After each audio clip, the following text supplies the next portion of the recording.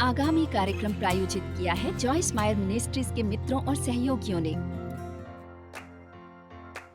आप जानते हैं, वास्तव में इससे कोई फर्क नहीं पड़ता कि आप कौन हैं, आप कहां से हैं या आपके बैकग्राउंड क्या है। हम सभी में एक महत्वपूर्ण बात आम है। हम सबके पास प्रश्न हैं और परमेश्वर का वचन उन सभी उत्तरों का स्रोत है जिन्हें हम ढूंढ रहे हैं। और मैं उन तरीकों को साझा करने के प्रति समर्पित हूँ जिन्हें आप अपने जीवन पर लागू कर सकते हैं।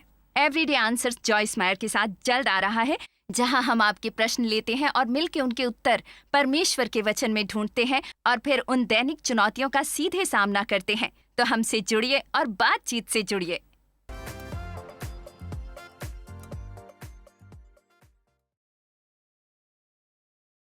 लेकिन जब तक हम चाहते हैं जो परमेश्वर हमसे ज्यादा चाहते हैं जो हम चाहते हैं,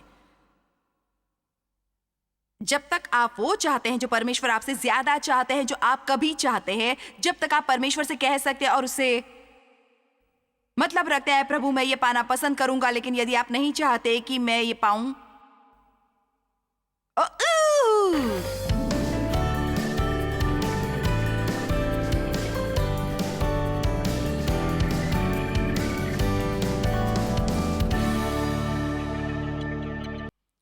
आज रात मैं आपसे आपके हृदय की स्थिति के बारे में बात करना चाहती हूँ। आपके हृदय की स्थिति क्या है? और मैं आपके शारीरिक हृदय के बारे में बात नहीं कर रही हूँ, मैं व्यक्ति के हृदय के बारे में बात कर रही हूँ जो हमारे होने की गहराई का हिस्सा है, जिसे परमेश्वर हमारा हृदय कहते हैं। क्या आप संतुष्ट हैं? वहां क्या चल रहा है? क्या आप परमेश्वर पर भरोसा कर रहे हैं, भले ही आपके जीवन में ऐसी चीजें हैं जिन्हें आप समझते नहीं हैं? या हो सकता है आपका हृदय शंकाओं से भरा हो और बस वहां इतनी संतुष्टि नहीं है जब अन्य लोग धन्य होते तो आप खुश होते हैं, जो किसी को मिलता है वो आप चाहते हैं तो आप खुश रहते हैं, फिर भी आप खुश हैं। आप परमेश्वर पर विश्वास करते हैं, खैर परमेश्वर यदि आपने मुझे वो नहीं दिया तो फिर ये कभी मेरे लिए सही नहीं होगा, और आपके मन में मेरे लिए कुछ बेहतर है, मुझे पता है। आप मुझे प्रेम करते हैं और कभी मुझे आपने आशीर्वाद से वंचित नहीं रखा, और एक प्रसन्न हृदय का होना बहुत अच्छा है। आपके पास कितना संदेह है कि आप क्या किसी पर गुस्सा हैं, क्या आपके दिल में नाराजगी है, क्या आप शायद परमेश्वर से थोड़ा परेशान है क्योंकि जीवन उस तरह का बिल्कुल नहीं है जैसी आपने इच्छा की थी। आपकी कुछ आलोचनाएं और धारणाएं, कुछ कामुक विचार हैं। आप जानते हैं परमेश्वर ने हमें एक संपूर्ण हृदय के लिए बुलाया है, और ये शब्द संपूर्ण हमारे लिए थोड़ा डराने वाला हो सकता है, लेकिन मैं आपको बता सकती हूं कि जब तक हम एक मानव शरीर में हैं तब तक मुझे नहीं लगता कि हमारा व्यवहार कभी भी सही होगा, लेकिन मैं ये मानती हूं कि हमारे पास संपूर्ण हृदय होगा।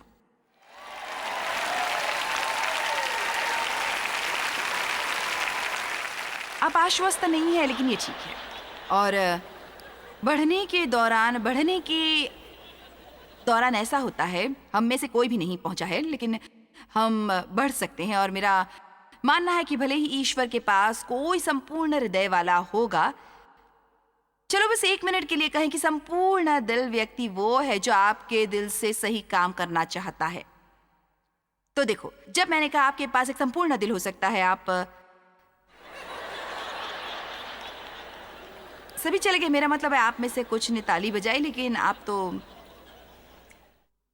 मैं आपके जीवन के हर दिन हर स्थिति में सही नहीं करती हूँ। सच्चाई ये है कि शायद मैं हर दिन कुछ सही नहीं करती, और शायद आप में से बहुत से इस तरह महसूस करते हैं, या शायद आज रात आप यहाँ न होते। आमीन।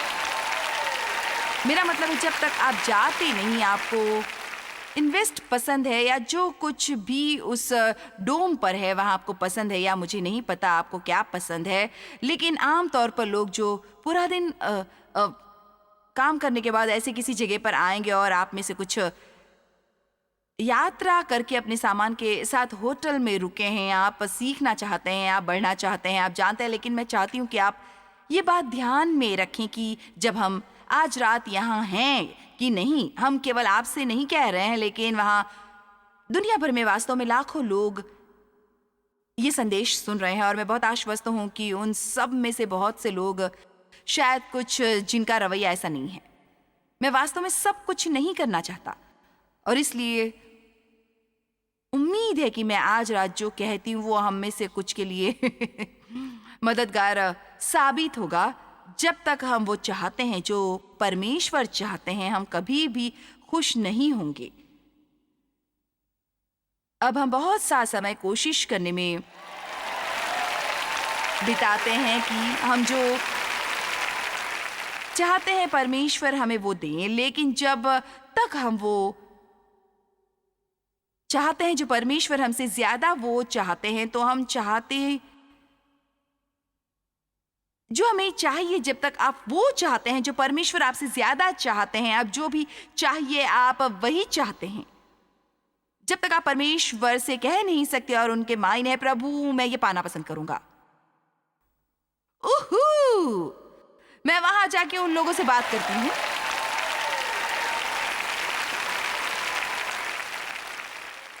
मैं आपको उस तरह से प्रार्थना करने के लिए प्रोत्साहित करना चाहती हूँ। ये संपूर्ण हृदय का एक लक्षण है। प्रभु ये वही है जो मैं पाना चाहता हूं, मैं ये चाहता हूं। आप कुछ भी मांग सकते हैं, परंतु ईश्वर ये वो नहीं है जो आप मेरे लिए चाहते हैं तो मुझे ये न दे, क्योंकि भले ही मैं वो चाहता हूं, लेकिन मैं चाहता हूं कि आप मुझे वो दे जो आप चाहते हैं। और यह आपके यहाँ आने की कार के सफर के लायक था, क्योंकि मैं आपको बता सकती हूं, यदि आप घर जाके ये प्रार्थना करना शुरू करते हैं, भाई कोई अच्छी चीज होने वाली है। अब मैं एक संपूर्ण हृदय की 7 विशेषताएं जानती हूँ जिनके बारे में आज बताने वाली हूँ। आप सुनेंगे तो अच्छा होगा, आपको मदद मिलेगी। और मैं जानती हूँ डेव पहले से ही हंस रहे हैं, क्योंकि आमतौर पर क्या होता है कि मैं 2 या 3 पर शिक्षा देती हूँ और फिर मैं शेष तेजी से आगे बढ़ाती हूँ, लेकिन किसी भी कीमत पर हम आगे बढ़ते हैं। तो पहला वचन शास्त्र जिस पर हम नजर डालेंगे वो 2 इतिहास अध्याय 16 और मैं वचन 7 पढ़ूंगी। उस समय हनानी दर्शी, वो एक नबी था, यहूदा के राजा आसा के पास जाकर कहने लगा, तूने जो अपने परमेश्वर यहोवा पर भरोसा नहीं रखा वरन आराम के राजा ही पर भरोसा रखा है, इस कारण आराम के राजा की सेना तेरे हाथ से बच गई है। तो कोई, क्योंकि उसने परमेश्वर पर भरोसा करने की बजाय एक मानव राजा पर भरोसा किया था, वह लड़ाई हार गया था। मैं इसे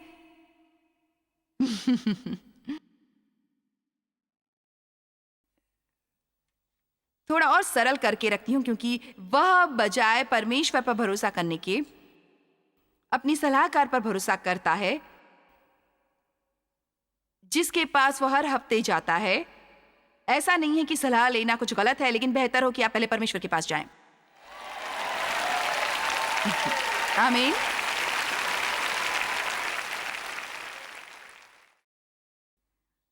क्या कुशियों और लूबियों की सेना बड़ी न थी, और क्या उसमें बहुत ही रथ और सवार न थे? तो भी तूने यहोवा पर भरोसा रखा था, इस कारण उसने उनको तेरे हाथ में कर दिया। अब वो उसे एक अन्य युद्ध के समय की याद दिला रहा है, जहां उसने कहा, अब तूने वो युद्ध जीता था और ये एक बड़ी सेना थी, क्योंकि तूने परमेश्वर पर भरोसा किया था। आप जानते हैं, यदि हम परमेश्वर पर भरोसा रखते हैं तो मुझे परवाह नहीं कि लड़ाई कितनी बड़ी है, परमेश्वर के साथ सब संभव है, क्योंकि जो तुम में है वो उससे जो संसार में है बहुत ही बड़ा है। जितने हथियार तेरी हानि के लिए बनाए जाए उनमें से कोई सफल न होगा, और मैं आगे और आगे जाऊंगी। आमीन। लेकिन हमें परमेश्वर के पास जाना सीखना चाहिए, और ये एक संपूर्ण हृदय होने का एक लक्षण है, जहां हम हर समय परमेश्वर को पहले रखते हैं। इसमें कोई शक नहीं है कि परमेश्वर हमारी मदद करने के लिए लोगों को इस्तेमाल करते हैं, हमसे बात करने के लिए वो लोगों का इस्तेमाल करते हैं। और हो सकता है आप अपने जीवन के कुछ जवाबों के लिए परमेश्वर के पास जा रहे हैं, जो आज मेरे मुंह के द्वारा आप सुन सकते हैं, परमेश्वर के साथ सहभागी हैं। हम जीवन में परमेश्वर के साथ साथी हैं। मुझे आशीष देने के लिए परमेश्वर आपको इस्तेमाल करते हैं, वो मुझे इस्तेमाल करते हैं। लेकिन यदि हम पहले परमेश्वर के पास नहीं जाते तो हमें किसी से कुछ नहीं मिलता जितना कुछ मायने हो। यह एक छोटा सा उदाहरण है।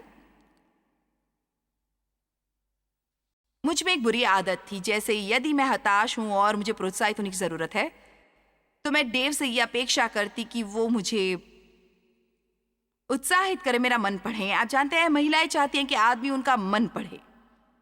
क्या आप लोगों में किसी ने इस बात पर ध्यान दिया है? ओके, लेकिन अनिष्ट न होते हुए, लेकिन आपके पास कोई सुराग नहीं है। आप तो बस, आपको कोई अनभिज्ञ बात पता है, और इसलिए मैं देव पर नाराज होती क्योंकि वो मुझे बेहतर महसूस कराने के लिए प्रोत्साहित नहीं करते। और परमेश्वर ने मुझे सिखाया, जब मुझे प्रोत्साहन की जरूरत है मुझे उनके पास जाना चाहिए। ईश्वर, मुझे प्रोत्साहन की जरूरत है, मुझे प्रोत्साहित करें। इसे अलौकिक रूप से करें या किसी जिसे चाहते हैं उसके जरिए करें, लेकिन मुझे प्रोत्साहित करें। और फिर कभी कभी परमेश्वर देव का इस्तेमाल करते और फिर कभी कभी किसी दूसरे का इस्तेमाल करते। लेकिन देखो, यदि हम पहले परमेश्वर के पास जाना शुरू नहीं करते, उस पर विश्वास नहीं करते कि जिसे वो चाहते हैं उसका इस्तेमाल करें, तो हम पूरा समय किसी पर गुस्सा करेंगे, क्योंकि हमेशा वहां कोई है जो हमें ये नहीं दे रहा जो हम चाहते हैं, हमें अच्छा महसूस कराने के लिए।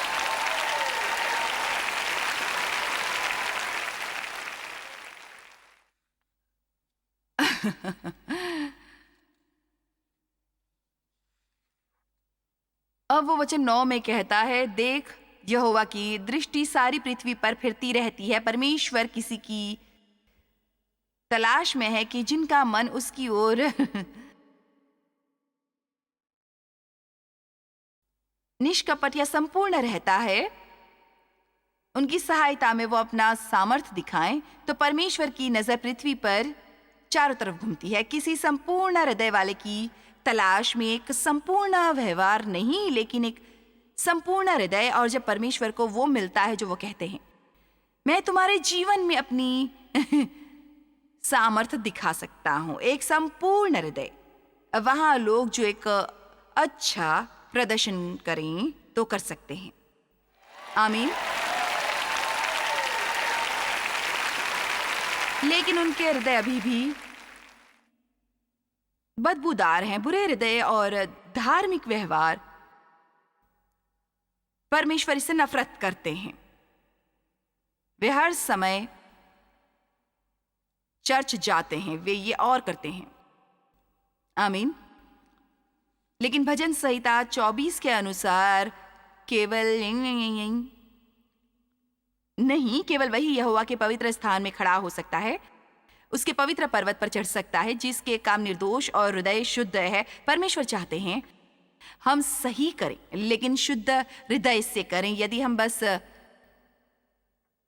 सही कर रहे हैं और हमारे हृदय सही नहीं है, तो हम जो करते हैं उनके परमेश्वर के लिए कोई मायने नहीं है। बहुत साधारण सा उदाहरण है, मत्ती अध्याय 6, ये सब जगह है। इसलिए जब तू दान करे तो अपने आगे तुरही न बजवा, जैसा कपटी करते हैं, ताकि लोग उनकी बढ़ाई करें। इसलिए जब हम देते हैं तो अपनी तरफ ध्यान नहीं खींचते। जब हम लोगों के अच्छे काम करते हैं तो हम अपनी तरफ ध्यान नहीं खींचते। जब हम प्रार्थना करते हैं तो हम ध्यान पाने के लिए ऐसा नहीं करते हैं, क्योंकि यदि जो मैं किसी दूसरे के लिए कर रही हूँ क्योंकि मैं उनका ध्यान पाना चाहती हूँ, तो फिर मैं ये परमेश्वर के लिए बिल्कुल नहीं कर रही हूँ। मैंने परमेश्वर को बाहर छोड़ दिया है। लेकिन यदि हम जो करते हैं वो ईश्वर के लिए करते हैं, तो बाइबल में लिखा है कि इसका फल परमेश्वर हमें लोगों के सामने देते हैं। लेकिन यदि हम लोगों को प्रभावित करने के लिए करते हैं, तो मत्ती 6 में बाइबल में लिखा है, तुम पहले ही अपना फल पा चुके। एक कहानी जो मैं कहती हूं, और इसे कुछ समय से नहीं, कल है तो आज रात में इसे बताऊंगी। बहुत साल पहले मैं एक निश्चित जगह पर अपने फिंगर नेल्स करवाती थी, और एक दिन वो लड़की जो मेरा काम कर रही थी, और वहाँ एक दूसरी लड़की थी जो उसके ख़त्म करने का इंतज़ार कर रही थी, और हम बात कर रहे थे। और उसने कहा, वो एक कैंसर यूनिट में एक नर्स थी, और थोड़ी बहुत बातचीत से हमने अनुमान लगाया कि हम सभी मसीह थे। और उसने कहा, जानते हैं, लोगों को इस स्थिति में देखना कितना मुश्किल है, और उन्हें यीशु के बारे में बताने में सक्षम न होना, हमें उनके साथ ईश्वर के बारे में बात करने की अनुमति नहीं है, और ये बस उनकी ज़रूरतों के लिए बहुत मुश्किल है। और मेरे पास ये थोड़े बड़े आकार की राइनस्टोन का जीसस पेन था, और बस मुझे ये ख्याल आया, मुझे उसे ये देना चाहिए, क्योंकि यदि वो इससे अपने यूनिफॉर्म पर लगाती है तो जब कभी वो मरीज पर झुकती है, वो बेहद अच्छे से वो नाम देखेंगे और आशीर्वाद पाएँगे। तो जानते हैं, मुझे ऐसा महसूस हुआ कि मुझे ये गुप्त में करना चाहिए, लेकिन मुझे पता नहीं था इसे कैसे कर सकती हूँ, क्योंकि वहाँ दूसरी एक लड़की बैठी थी जो मेरे नाखून कर रही थी। वो उठी और उसने कहा, मुझे पड़ोस में आपूर्ति घर के लिए भागना पड़ेगा, जो उनकी दुकान के बिल्कुल पड़ोस में था, और मुझे ये पाउडर लाना है जो आपके नाखूनों के लिए ज़रूरत है। खैर, मैं जानती थी कि ये मेरे लिए गुप्त रूप से करने का एक दरवाज़ा है, लेकिन देखिए, मेरा हृदय इतना अच्छा नहीं था और मैं थोड़ा ध्यान पाना चाहती थी, इसलिए मैंने बस उसके वापस आने तक थोड़ा इंतज़ार किया और फिर मैं प्रदर्शन कर रही थी। ओह! तुम्हें पता है, मुझे ऐसा महसूस हुआ जैसे परमेश्वर मुझसे कह रहे हैं कि मैं तुम्हें ये करूँ, ये वैसा करूँ। चलिए, बेशक आप जानते हैं मैं क्या कह रही हूँ। उह, बहुत अच्छा लगता है, बस बहुत अच्छा लगता है। और ईमानदारी से आप जानते हैं, परमेश्वर कभी-कभी आपसे बात करते हैं। आप में से कितने ये जानते हैं कि परमेश्वर आपसे एक स्थिति में धीमी आवाज़ में बात करते हैं? और मैंने अपने हृदय में स्पष्ट सुनी। मुझे उम्मीद है कि तुमने इसका आनंद लिया।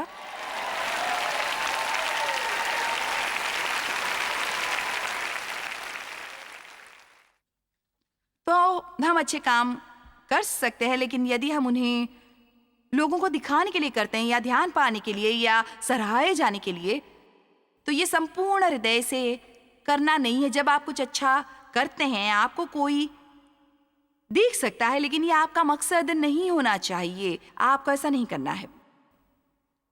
हालेलुया। आप में से कितने जानते हैं कि शरीर को दिखावा पसंद है? और मेरे शरीर को ये अच्छा लगता है। ओह! और फिर मुझे घर जाना है, प्रार्थना करके इसे अच्छा करने की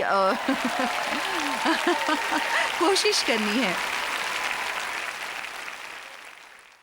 ईश्वर, हम जानते हैं कि मैं उतनी बढ़िया नहीं हूँ।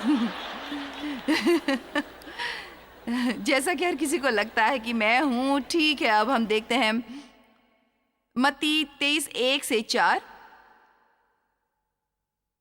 तब यीशु ने भीड़ से और अपने चेलों से कहा, शास्त्री और फरीसी मूसा की गद्दी पर बैठे हैं, इसलिए वे तुमसे जो कुछ कहे वो करना और मानना, परंतु उसके से काम मत करना, क्योंकि वे कहते हैं तो हैं पर करते नहीं। वे एक ऐसे भारी बोझ को जिनको उठाना कठिन है बांध कर उन्हें मनुष्य के कंधों पर रखते हैं, परंतु आप उन्हें अपनी उंगली से भी सरकाना नहीं चाहते। वे अपने सब काम लोगों को दिखाने के लिए करते हैं। तो ईश्वर वास्तव में उस धार्मिक आत्मा को पसंद नहीं करते जो उन लोगों पर आ सकता है जो उनसे ऐसे काम कराते हैं जैसे कि वे सोचते हैं कि वे सभी के मुकाबले बेहतर है, फैसला करने वाले और आलोचनात्मक। लेकिन जब जीवन में वास्तव में किसी को मदद की जरूरत होती है तो ये मदद करने के लिए उंगली भी नहीं उठाते।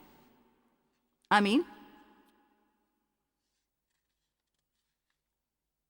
मत्ती 23:25-28 देखते हैं। हे कपटी शास्त्री और फरीसियों, पाखंडियों, तुम पर हाय। अब आप जानते हैं, यीशु हमेशा बस नरम और मृदु नहीं थे। हे कपटी शास्त्री और फरीसियों, पाखंडियों, तुम पर हाय। तुम कटोरे और थाली को ऊपर ऊपर से तो मांजते हो, परंतु वे भीतर अंधेर, असंयम, शिकार करने वाले, खराब, लूटपाट से भरे हुए हैं। हे अंधे फरीसी, पहले कटोरे और थाली को भीतर से, हृदय को मांझ के वे बाहर से भी स्वच्छ हों। देखिए, वो हमें क्या बता रहे हैं कि यदि हमारी हृदय की स्थिति सही होती है, फिर वो यहाँ दिखाई देता है। हमें अपने हृदय की स्थिति पर काम करने की ज़रूरत है और फिर अच्छे काम सही मकसद से सही लक्ष्य की स्थिति का पालन करते हैं। अब क्या मैं यहाँ एक अच्छे आंकलन के लिए ये कह सकती हूँ कि सप्ताह में अपने आप से 1-2 बार मुलाकात करिए अपने आप के साथ और परमेश्वर से कहें, अपना प्रकाश आपके हृदय पर डालें और आपको वो कुछ दिखाएं जो वहां है, जो वहां होना नहीं चाहिए। और मेरा विश्वास करें, उन्हें वो करने में खुशी होगी और निंदा के तहत नहीं, लेकिन हम वो कह सकते हैं, खैर ईश्वर, आइए मिलकर इसे सही करने के लिए काम करते हैं क्योंकि मैं ये कड़वाहट नहीं रखना चाहती, मैं किसी पर नाराज नहीं होना चाहती, मैं ईर्ष्यालु नहीं होना चाहती, मैं उस जैसी नहीं होना चाहती। ये सही हृदय नहीं है। मुझे बदल दीजिए परमेश्वर। तुम पर हाय है वचन 27। हे कपटी शास्त्रियों और फरीसियों पाखंडियों, तुम पर हाय, तुम चुना फिरी हुई कब्रों के समान हो, जो ऊपर से तो सुंदर दिखाई देती हैं परंतु भीतर मुर्दों की हड्डियों और सब प्रकार की मलिनता से भरी है।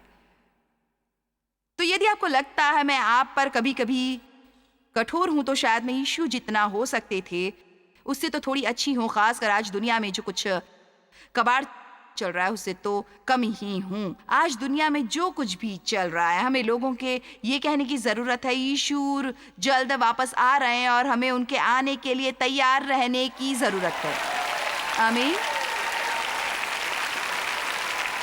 और मैं आपको बता दूं, परमेश्वर के टाइम टेबल से समझौता करने का ये समय नहीं है। ये समय मजबूती से खड़े रहने का है। जानते हैं वचन क्या कहता है? और पवित्र आत्मा से भरे रहो ताकि वो आपको आपके व्यवहार में मसीह जैसा सक्षम होने में सक्षम हो, क्योंकि दुनिया यीशु की तलाश में है और वे हमें छोड़कर उन्हें नहीं देख पाएंगी। ईश्वर जल्द आ रहे हैं। आमीन। खैर, आप कैसे जानते हैं? क्योंकि बाइबल में ऐसा लिखा है। खैर,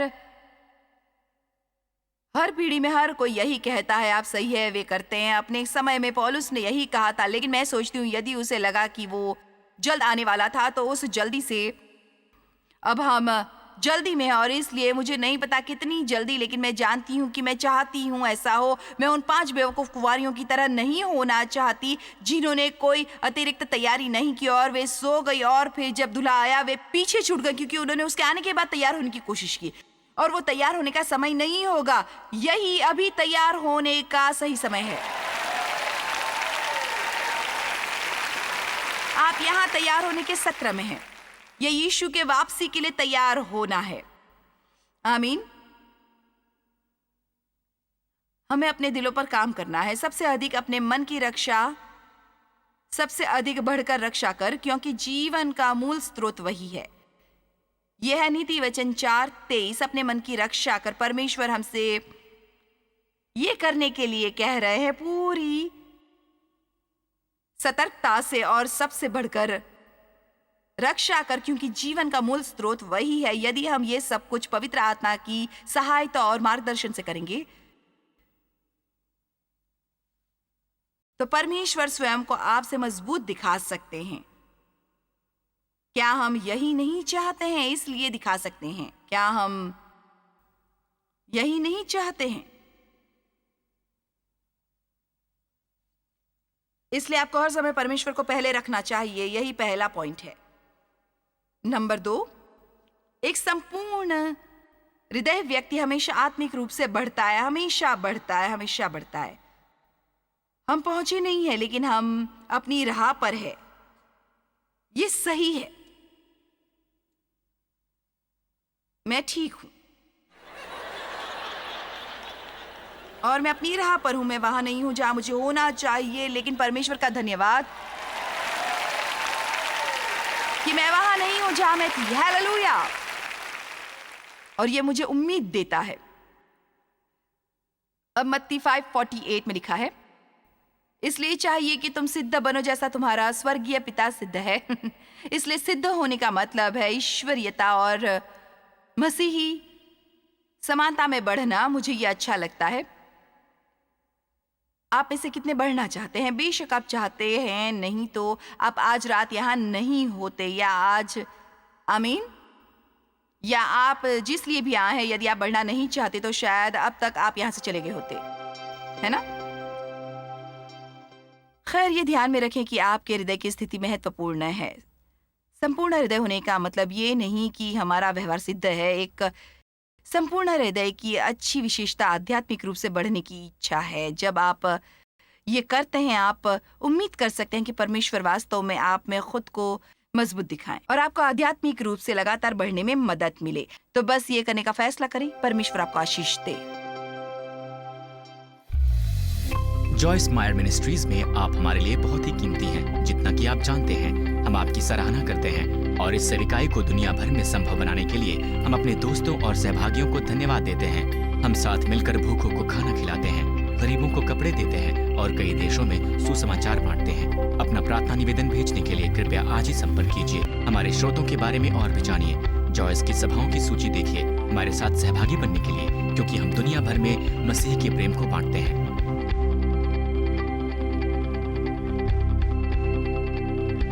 इसका खर्च उठाया है जॉयस मायर मिनिस्ट्रीज के मित्रों और सहयोगियों ने।